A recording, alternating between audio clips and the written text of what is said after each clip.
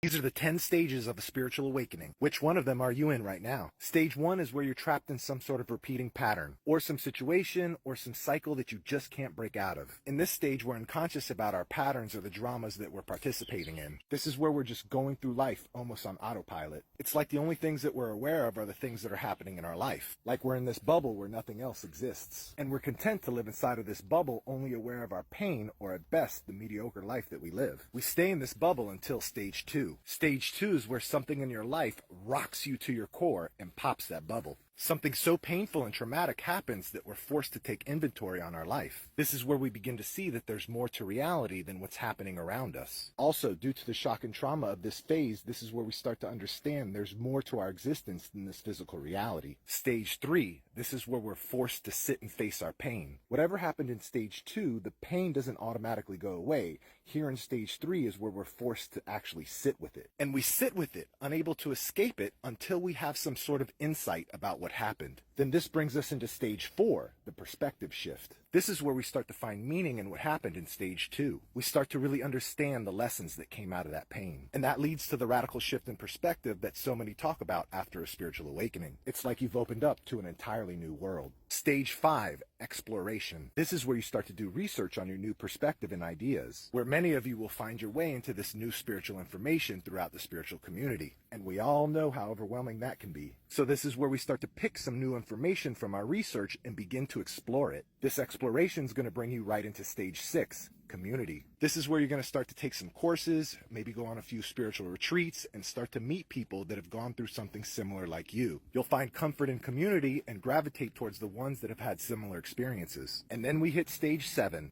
Fucking stage 7. No one likes this one. This is where your old patterns and beliefs that you had before your spiritual awakening come to bite you in the ass. We've been busy exploring, researching, and enjoying our new community. Our perspective has completely shifted and we've opened up to this wonderful, amazing new reality. There's so many wonderful things that you've learned about that you can't wait to explore. But the emotional baggage that we accumulated prior to our awakening is still with us. Then we yo-yo back and forth from this amazing new world back into our old beliefs and patterns. We find something new to explore to distract us from our pain, and we stay in this cycle until one of two things happen. We're either going to get sick and tired of the roller coaster we're on and move into the next phase, or we're going to experience another stage 2 spiritual awakening. One way or another, you're going to make it into stage 8, and this is where we heal. We get here once we've explored all of the superficial spiritual healing modalities and realize that nothing permanently lasts. So we decide to really face our pain and go and do some deep healing work. This is where we finally decide to work with professionals that are trained specifically for trauma. We face the awful things that happened to us as a child, the things that we've been trying to forget our entire adult life but haven't been able to. We get help processing grief from that tragic loss. We face all of the traumatic experiences that caused shock in our body. Now, this is the most difficult,